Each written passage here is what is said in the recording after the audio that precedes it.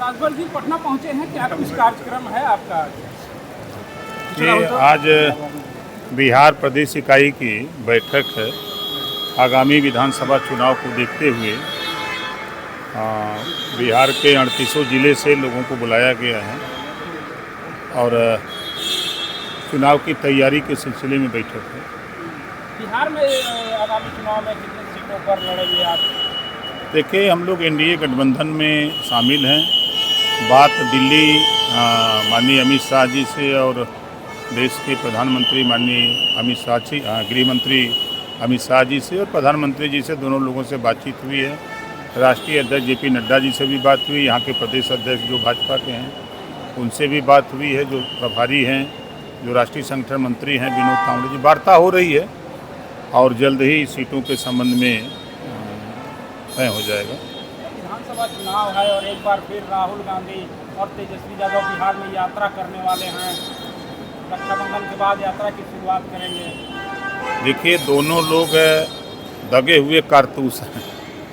60 साल तक कांग्रेस ने शासन किया है और लंबे समय तक आरजेडी का शासन रहा है और यहाँ गरीब, कमज़ोर, वंचित, शोषित, पिछड़े ये शिक्षा के प्रति जागरूकता नहीं कर पाए, स्वास्थ्य के प्रति जागरूकता नहीं कर पाए, रोजगार के प्रति व्यवस्था नहीं कर पाए।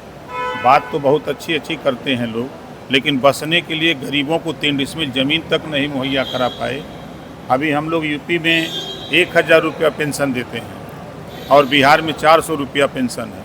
वहाँ शादी अनुदान हम लोग 1 लाख रुपया देते हैं, यहाँ शादी अनुदान 20,000 रुपया है। ये विसंगति क्यों पाल के लोग रखे हैं?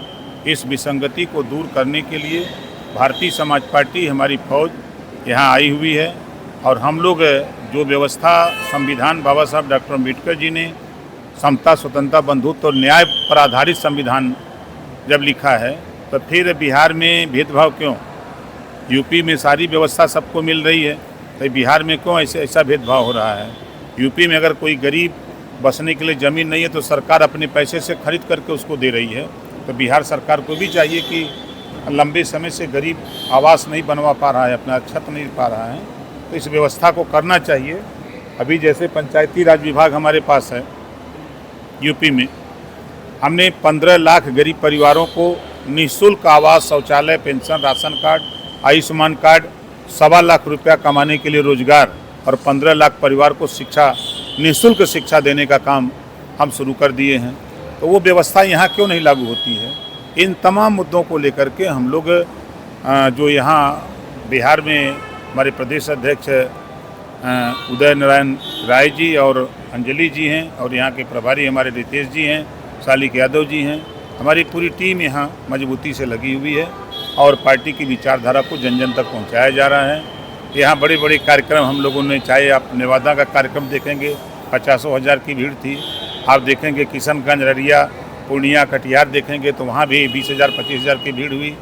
हम चाहे सिवान, आरा, छपरा, भभुआ, कैमूर, बक्सर, पश्चिमी चंपारण, पूर्वी चंपारण, बेतिया, नवादा, नालंदा, हर जगह जहाँ जाते हैं वहाँ 10,000 15,000 20,000 25,000 की भीड़ हो रही है। लोगों में विश्वास जगा है भारतीय समाज पार्टी के प्रति और उस विश्वास के साथ हम लोग बिहार में अपना मजबूती से काम कर रहे हैं।